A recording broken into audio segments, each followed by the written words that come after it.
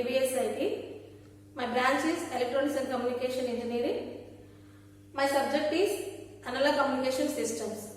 Last class I was discussed about pulse amplitude modulation. Pulse modulation technique schemes already explained. PAM, that is the pulse amplitude modulation. So in pulse amplitude modulation we discussed sampling techniques. What are the types of the pulse amplitude modulation techniques based on the polarities? Single polarity pulse amplitude modulation, double polarity pulse amplitude modulation. Coming to the next one, pulse width modulation, that is also we discussed last class. Next, the pulse position modulation, that is the pulse position modulation. Pulse position modulation and pulse width modulation, these both belongs to pulse type modulation. So the classification of the pulse modulation is pulse amplitude modulation and the pulse time modulation. These two are pulse position modulation and pulse width modulation. Here, what is the definition for pulse position modulation? That is the position of the pulse carrier wave is varied according to the message signal. The position of the pulse carrier wave is varied according to the message signal. So here we can consider this is the circuit diagram for producing the pulse position modulation waveforms. So we can see here this is the comparator. So this is the comparator. We can apply here message signal. So x of t is the message signal and c of t is the carrier wave. So that is in the form of the sawtooth generator. So this comparator coming to here, we can take this output is the, if it is the positive, that is the, if it is the positive, we can take x of t is greater than c of t. If it is the negative, that is x of t less than c of t. So here what is positive, what is negative means we can consider it is the 1, it is the 0 for the waveform. If it is the 1 means we can take this condition. Message signal is greater than carrier signal. So x of t is greater than c of t. So this is 1. If it is the 0, this waveform like this. So this is the 0 state. So here up to this we can consider it is the pulse width modulation circuit. So we can get here pulse width modulation output. From the pulse width modulation we can take here pulse position modulation. That's why we have to take here pulse width modulation and pulse position modulation. So this total circuit is pulse width modulation, where we can consider here monostable circuit. So this is the monostable circuit. Then we can get here ppm output, that is the pulse position output. How we can generate the pulse position output is, this is the sawtooth waveform. So for this sawtooth waveform we can consider here sinusoidal wave. So it will be superimposed in the sawtooth waveform. So this is the message signal and this is the carrier signal. So that's why I represented here c of t and x of t. So we can trace this when it crosses the sawtooth waveform and sinusoidal waveform. We can trace this waveform here. We can take this is the pulse wave. So here likewise we can get the waveforms. So these waveforms are pulse width modulation. So here this circuit is clamping. So where we can get here output. That output it is the clamped. So this is the clamping position. So here clamping. So we can trace this waveform. So after getting the pulse width modulation output, we can trace the starting of the, that is the starting edge of this, we can trace here, this we can get pulse position modulation output. So likewise we can get the pulse position output. Simply I will explain by using the sinusoidal signal. This is the sinusoidal signal. For this sinusoidal signal we can consider it is the m of t, and we can take the carrier signal, that is the likewise. So this is the equal amplitude it will be maintained. So this is the message signal, this is the carrier signal. So from this simply last class I discussed, that is the maximum and minimum. That is the trailing edge, center edge and the edge. So these three we can consider. Here we can take simply. So this is the maximum of this wave. So we can take this is the maximum amplitude. And here we can consider it is the minimum. So this is the minimum of this waveform. So likewise we can get why, because of in pulse width modulation, according to the variation we can consider the pulse width output also. Then here we can take from the message signal, carrier signal, then we can consider here what is the maximum amplitude, what is the minimum amplitude. So the remaining all are we can get likewise. So these waveforms are we have to get. So here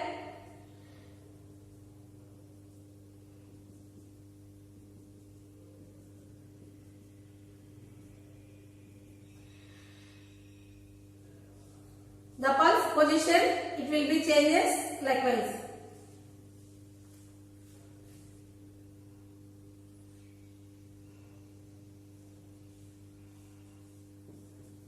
So this is the pulse position output. So here we can consider in the sawtooth generator. That's why I written here sawtooth waveform. Here for understanding I have to explain here sinusoidal waveform, carrier signal, pulse width modulation output. From that we can take the pulse position modulation. So what are the advantages of pulse position modulation? The advantage is the less affected noise transmitting power is constant. Why? Because of here we can transmit this, the position will be changes. So this position will be changed from the pulse width modulation. So we can get here less noise. What are the disadvantages? Disadvantages means the synchronization is required at demodulation. So why synchronization required means when it transmitting the signals, it will be receiving. After demodulation, we have to get the original signal. That is the demodulation process. In that process, synchronization is required. So that purpose only it will be having the one of the disadvantage of the pulse position modulation. Next, coming to the pulse position modulation, pulse width modulation of the demodulation. This is the demodulation. Further, we can consider this circuit. This is the power splitter, ramp generator, pulse generator. Combining these two, we can get here adder, clipper level, low pass filter, then output. So here the power splitter. How we can split the power? Suppose we can take here 20 watts. So for this 20 watts, it will be split here 10 watts. It will be split here 10 watts. So it will be splitted. There is no loss of the power. So it will be splitted only. Next, this power split to the ramp generator. So here this 10 watts to the pulse generator. Suppose we can take a unit sample function. So likewise we can get the unit step function. Unit step function. Unit step output. For this output we have to get ramp. So likewise we can get the ramp. So this ramp, it will be generating here. So this is the ramp. So for this waveform, this is the unit step function.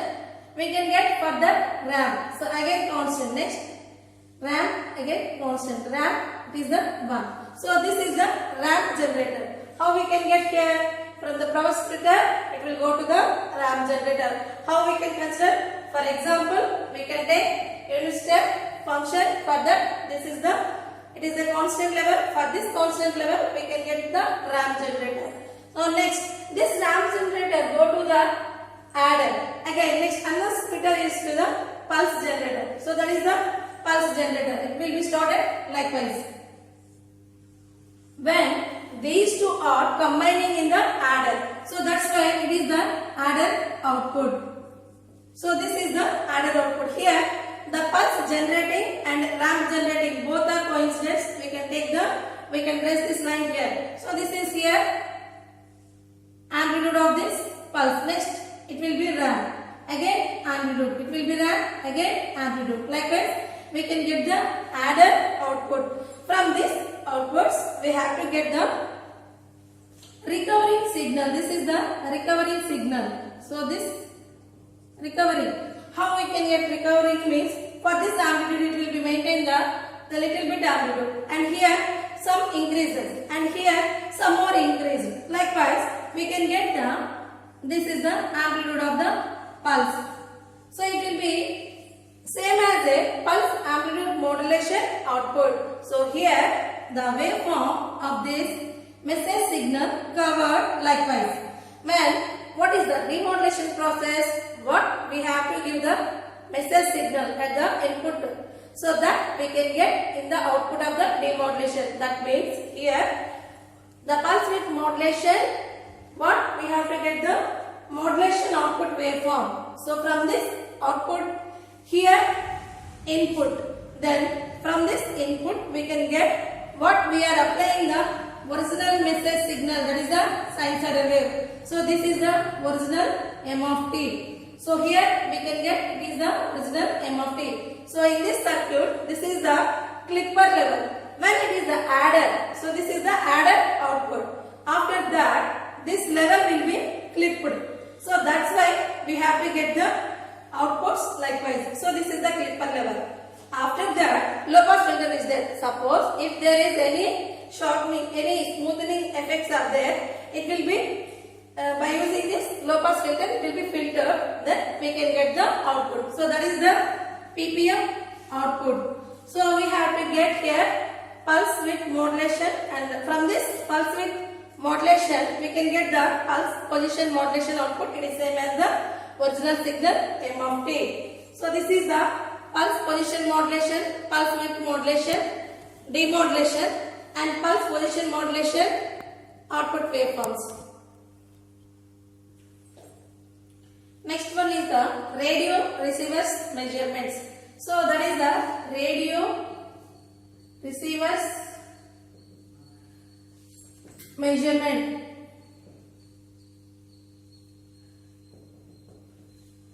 Actually, the radio receivers measurement, what are the types of the radio receivers measurements? So these are the types, that are the two types: TRF, tuned radio frequency, super heterodyne receiver.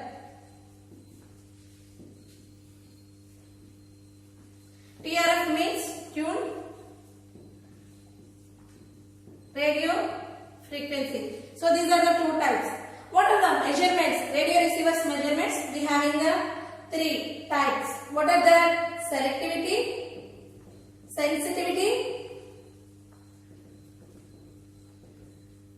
and third one is the fidelity.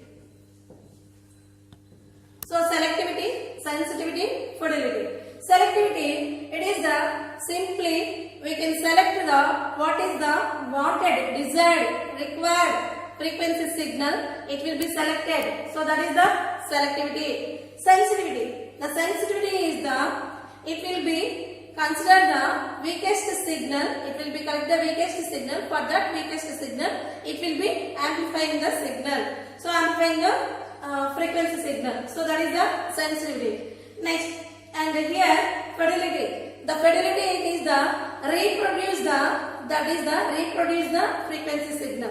So these are the three types of the radio receivers measurements. So selectivity, sensitivity, fidelity. So this selectivity is we can consider for required signal. That means it omitted the unwanted signal. Sensitivity is the, it will be taking the, consider the weakest signal. For the weakest signal, it will be amplifying signal. So it will be having some step, then it will be amplified the system, that is the device. Next, fidelity is the fidelity is reproduce the signal. So these three types of radio receivers measurement. For this selectivity, how it will be selectivity? So here we can take, it is a wideband frequency response and it is the curved response is there. Suppose we want the curved response. So for this bandwidth, and we can take this bandwidth. So it requires suppose bandwidth 1 and bandwidth 2. It is the bandwidth 1 and bandwidth 2. So suppose the circuit wanted this response. So it will be selected this curve only. So this smooth curve only it will be selected. So that is the selectivity. So sensitivity means it will be amplifying the weakest signal. How it will be amplifying means we can take the radio receiver. So for that receiver, if it is having the receiver signal. For this receiver signal, if there is any weakest signal is there, it will be considered that signal and it will be amplifying that. So that is the sensitivity. Next, fidelity. It is the reproduce the signal. So these three are the radio receivers measurements. So this is about the third unit. Okay, I will summarize the third unit. What are the topics we are having? Analog pulse modulation schemes. In that pulse modulation schemes, we can classify the pulse modulation schemes.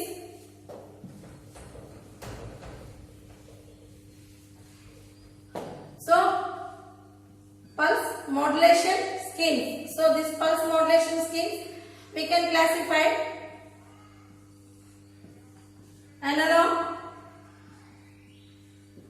So this is the pulse amplitude modulation. Here pulse position, pulse time modulation. This pulse time modulation we can classify ppm and PWM or PDM. So these are the pulse modulation schemes. Analog pulse amplitude modulation. This we having based on the polarity, single polarity pulse amplitude modulation, double polarity pulse amplitude modulation.